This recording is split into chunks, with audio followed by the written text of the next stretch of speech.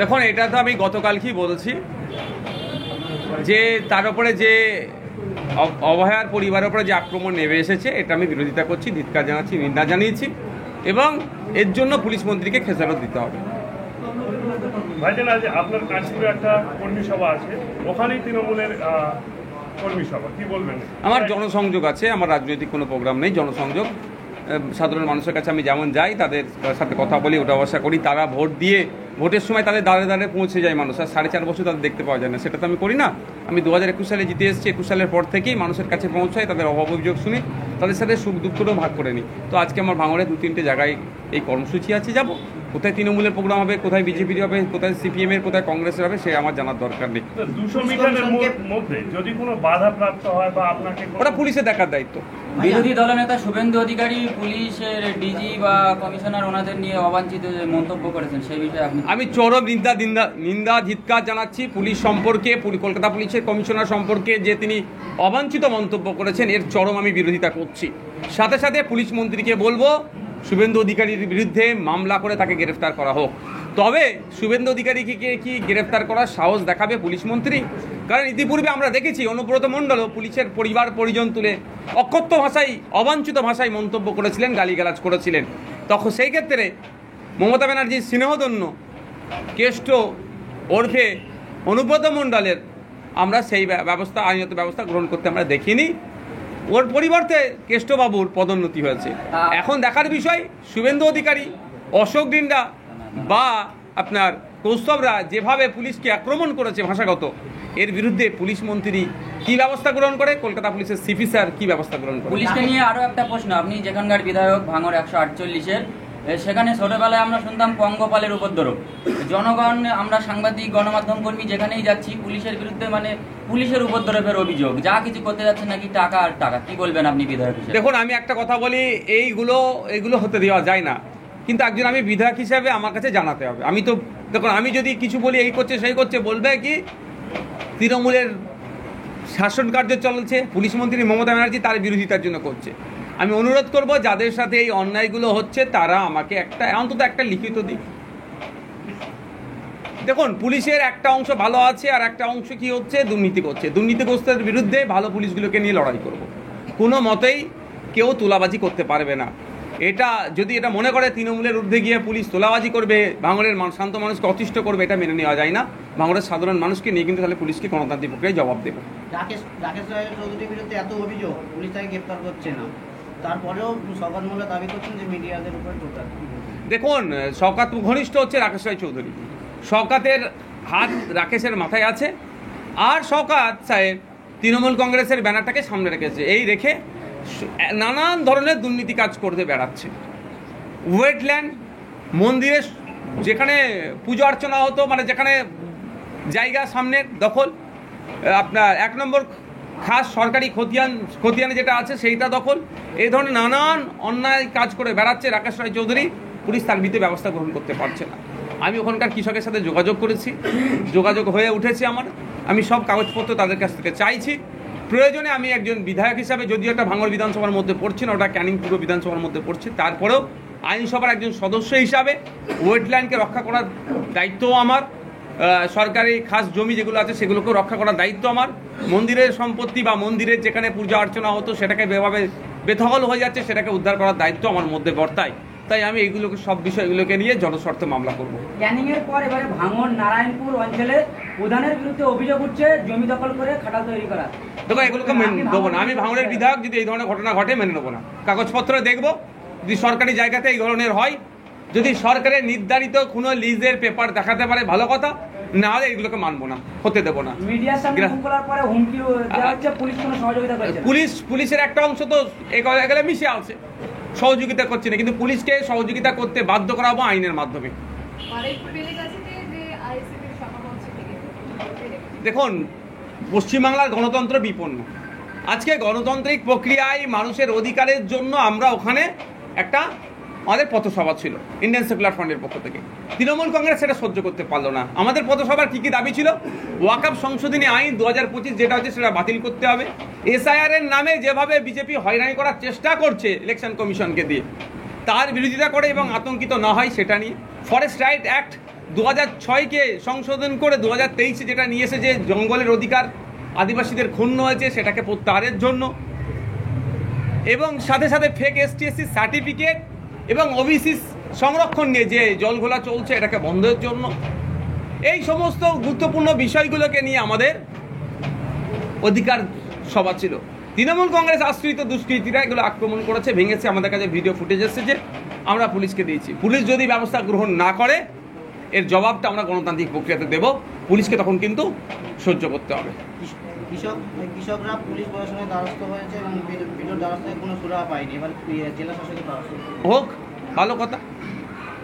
Step by step কৃষকরা যাচ্ছে, ধন্যবাদ জানাবো কৃষকদেরকে, যেটা কোনো স্টেপকে ভায়োলেট করেনি, জাম করেনি কোনো স্টেপকে। জেলা প্রশাসনের কাছে, মানে ডিস্ট্রিক্ট ম্যাজিস্ট্রেটের কাছে গিয়েছে, ডিএম এর কাছে যে জমা দেবে বলছেন, ভালো ভালো পদক্ষেপ নিচ্ছে। এটা না হলে কৃষক ভাইদেরকে সাথে প্রয়োজনে যদি আমার সাথ চাই নিয়ে কৃষিমন্ত্রীর কাছে যাব, রাজ্যের মুখ্যমন্ত্রীর কাছে যাব, ভূমি সংস্কার দপ্তরের মন্ত্রী, মুখ্যমন্ত্রী নিজেই তার কাছে যাব, সমাধান করতে হবে। কৃষক, পশ্চিমবাংলা কৃষি প্রধান রাজ্য, 50% মানুষ সরাসরি কৃষির সাথে যুক্ত, আর 20% মিলালে 70% মানুষ প্রত্যক্ষ পরোক্ষভাবে এগ্রিকালচার সেক্টরের সাথে যুক্ত। সেক্ষেত্রে কৃষকদেরকে উচ্ছেদ করে দেওয়া কোনো মতেই মেনে নেওয়া যায় না, এটা আমরা মেনে নিতে পারবো না। কৃষকদের পাশে ছিলাম, আছে, আগামী দিন থাকবো। কৃষকরা কি ন্যায় বিচার পায় বলে মনে করছেন? পেতেই হবে, ন্যায় বিচার দিতে হবে কৃষকদেরকে। যাদের পাট্টা আছে, যারা চাষ করতে হলে তাদেরকে কোনোভাবে উচ্ছেদ করা যাবে না। সর্বোপরি ওয়েটল্যান্ড যেটা আছে, রামসার সাইটের অন্তর্ভুক্ত ওয়েটল্যান্ড, ওখানে একটা ইট পর্যন্ত গাঁথা যায় না, আইন বলছে। সেখানে কিভাবে এই রাকেশ রায় চৌধুরী কখনো কোনো সময় মন্দিরের একটা ছবি লাগিয়ে দিয়ে ভেতরে প্রমোটিংয়ের কাজ করছে, যাতে ধর্মটাকে সামনে রাখে কেউ কিছু বলতে না পারে। এত মানে ওদের গ্রুপ যেটা আছে, রাকেশ রায় চৌধুরীদের গ্রুপ যেটা আছে, এই ধরনের অনৈতিক কাজগুলোকে তো মেনে নেওয়া যায় না। ধর্ম এই ধরনের অনৈতিক কাজের পারমিশন দেয়নি, রাজ্যও দেয়নি, দেশও দেয়নি, সংবিধানও দেয়নি। সুতরাং ওয়েটল্যান্ডে একটা ইট পর্যন্ত গাঁথা যায় না, রামসার সাইটে যেগুলো অন্তর্ভুক্ত। সেখানে কিভাবে হচ্ছে, এ তো মামলা হবেই। প্রয়োজনে গ্রিন ট্রাইব্যুনালে হতে পারে, কলকাতা হাইকোর্টে মামলা হতে পারে। সাম্প্রতিককালে যে রাজনৈতিক নেতৃত্বরা একে অপরের বিরুদ্ধে লাগামহীন ভাষা প্রয়োগ করছে, এতে কি লাগাম টানার দরকার আছে বলে? 100% দরকার। তো কে লাগাম টানবে? সর্বোচ্চ নেতাগুলো দলে লাগাম টানা দরকার। মমতা ব্যানার্জি যে ভাষায় কথা বলছেন, অনেক সময় বিরোধীদেরকে আক্রমণ করছে, তার দলের নেতারা তো বলবেই। আপনার নরেন্দ্র দামোদর দাস মোদী পশ্চিমবাংলায় এসে আমাদের রাজ্যের মুখ্যমন্ত্রীকে যে ভাষায় আক্রমণ করছেন, তার দলের অন্যান্য নেতারা তো বলবেই, ওই বারমুন্ডা পরে ঘোরার কথা তো বলবে একজন মহিলাকে। তো আমরা ইন্ডিয়ান সেকুলার ফ্রন্ট বারবার সৌজন্যতার রাজনীতির কথা বলি, আর এই ভাষা সন্ত্রাসের বিরুদ্ধে কথা বলি, যে যার সম্পর্কে বিরোধী যে থাকুক না কেন, বিষয়বস্তু নিয়ে আলোচনা হোক। ভাষা দিয়ে কোনোদিন সমাধান হয় না, রুচিশীল হওয়া দরকার, ভাষার মধ্যে শালীনতা থাকা দরকার, বারবারই কথা বলি। তাই আমার এই 4 বছর রাজনৈতিক জীবনে একটা ভাষা কেউ বলতে পারবে না যে ভাষা দিয়ে অন্যান্য রাজনৈতিক কর্মীদের ব্যক্তিগতভাবে আঘাত লেগেছে, এটা আমি ব্যবহার করি না। আমাদের কর্মী সমর্থকদেরকেও ব্যবহার আমরা পার্টির পক্ষ থেকে করতে দিই না। সিপিএম নেতা সৃজন ভট্টাচার্য কিছুদিন আগে ভাঙড়ে এসেছিলেন, সাংবাদিকদের প্রশ্নের উত্তরেই তিনি জানিয়েছেন যে নওশাদ সিদ্দিকী আমার বন্ধু। তো এই বন্ধুত্বপূর্ণ সম্পর্ক কি রাজনীতিতে দেখা যাবে? মানে নওশাদ সিদ্দিকী, সৃজন ভট্টাচার্যকে কি আবার একই মঞ্চে দেখা যাবে, বা 26-এর জোট নিয়ে জোট গঠন করে লড়বেন কিনা? আমরা সবসময় বিজেপি তৃণমূলের বাইরে যে সমস্ত দলগুলো আছে সেই শক্তিগুলোকে এক জায়গায় করার চেষ্টা করছে। সৃজন বাবু, সেলিম বাবু, তা থেকে অধীর বাবু থেকে শুরু করে যারাই আছেন, অর্থাৎ জাতীয় Congress, CPM, left front, ISF, আরও যেগুলো আছে, সবাইকে এক করে 2026 আমরা লড়াই করতে চাইছি। এবার যারা বড় রাজনৈতিক দলগুলো আছে, তারা কতটা সৃজন বাবুর ইচ্ছাকে বহিঃপ্রকাশ করবে তার দল, সেটা সময় কথা বলবে। আপনার বিরুদ্ধে তৃণমূলদের অভিযোগ যে আপনি উন্নয়ন করছেন না, কেন করছেন না বা করতে পারছেন না? দেখুন, আমার হাতে তো উন্নয়নের চাবিটা তো আমার হাতে নাই। যে একটা এমএলএ আগে 3 কোটি টাকা বছরে পেতে, এখন সেটা 3.5 কোটি টাকা হয়েছে, বেড়ে 50 লাখ টাকা বেড়েছে। ওটা আমার জন্য, আমি চিৎকার করার জন্য। এটা কিন্তু আমি হাতে টাকাটা পাবো না। আমাকে বলে দিতে হবে ডিস্ট্রিক্ট প্ল্যানিং অফিসারকে কোথায় কোথায় কী করতে চাইছি, সেই মতো তারা টেন্ডার ডেকে করে দেবে। কিন্তু আমার কাজ এতদিন ঝুলিয়ে এসেছে। আমার কাজ আমি পঞ্চায়েত সমিতির মাধ্যমে করতে চেয়েছিলাম, পাইকানে, বেওতার কথা বলছি, কলের যে বোরিং হওয়া দরকার সেটা হয়নি, যে মেটেরিয়ালস দেওয়ার কথা সেটা দেয়নি, যে নেম প্লেট হওয়ার কথা সেটা দেয়নি। সমস্ত কাজে ইচ্ছাকৃতভাবে টাইম কিল করেছে আর খারাপ মেটেরিয়ালস দিয়েছে। সেই জন্য বাধ্য আমি মুখ্যমন্ত্রীর কাছে ছুটে গিয়েছিলাম। এখন কিছু কিছু কাজ আমার ছাড়ছে। তো আমি একটা কথা বলেছি, তৃণমূল ভাইদেরকে অত চিন্তিত হওয়ার কোনো জায়গা নেই। আমার 5 বছর শেষ হওয়ার পূর্বেই আমি বলেছি আমার এমএলএ ল্যাডের যেগুলো কাজগুলো করার দরকার, বা বিধানসভার মধ্যে আমি ভাঙড়ের জন্য, রাজ্যের মানুষের জন্য চিৎকার করে কতটুকু অ্যাচিভ করতে পেরেছি, সেইগুলো তথ্য আকারে খামে ভরে ভাঙড়ের প্রত্যেকটা বাড়িতে পৌঁছে দেওয়ার চেষ্টা করব। সেটাতে যদি আমি না পেরে উঠি, প্রতিটা বুথে বুথে অর্থাৎ মোড়ে বড় বড় ব্যানার করে টাঙিয়ে দেবো আমার কাজের খতিয়ান। চিন্তা করতে হবে না। আপনি ভাঙড়ের বিধায়ক, অথচ ভাঙড়ের দুটো বিডিওর কোনো অনুষ্ঠান বা কর্মসূচি এবং ভাঙড় ডিভিশন কলকাতা পুলিশ কোনো কর্মসূচিতে আপনাকে কেন দেখা যায় না? আপনাকে আমাকে আমন্ত্রণ না করলে আমি কি করে আসবো? না, আপনার আমন্ত্রণ করার পরে আপনি না না না না, আমি ওই এটা দেখাই, ওই অসৌজন্যতা আমি কোনোদিন দেখাইনি। আমাকে আজ পর্যন্ত ভাঙড়ের একটা সরকারি মিটিংয়ে ডেকেছিল, আমি হাজির হয়েছিলাম, বাকি কোনো সরকারি মিটিংয়ে ডাকেনি। বরঞ্চ আমরা দেখেছি ভাঙড়ের তিনি জনপ্রতিনিধি না, ভাঙড়ের কোনো সরকারি তিনি পদে আছেন, রাজনৈতিক কোনো দলের পদে থাকার পরে সে স্টেজে বসে থাকলেও বা তারা স্টেজে বসে থাকলেও সরকারি অনুষ্ঠানে আমাকে কোনো বলা হয়নি। তবে এই বলা হয়নি বলে আমি ব্যথিত নয়। তবে এতটুকু বলবো যে ভাঙড়ের মানুষের যে সাংবিধানিক যে যে সাংবিধানিক ক্ষমতা প্রয়োগ করে যে নির্বাচিত করলো, জনপ্রতিনিধিকে সম্মান দেওয়া হচ্ছে না, মানে ভাঙড়ের মানুষকে অসম্মান করা হচ্ছে। একটাতেই ডেকেছিল ভাঙড় 2 নম্বর পঞ্চায়েত সমিতির যে একটা সাধারণ সভা হয় বাৎসরিক, সেখানে আমাকে একবারই ডেকেছিল, আমি সেখানে উপস্থিত হয়েছিলাম। তাহলে কি পুলিশ এবং প্রশাসন পক্ষপাত দুষ্ট আচরণ করছে? একদম বৈষম্যমূলক আচরণ হচ্ছে। লোকাল বিধায়ককে যেখানে অন্য জায়গার নির্বাচিত জনপ্রতিনিধি না হলেও বা এই ভাঙড়ের বাইরের মানুষকে ভাঙড়ের প্রোগ্রামে ডাকছে, সরকারি প্রোগ্রামে।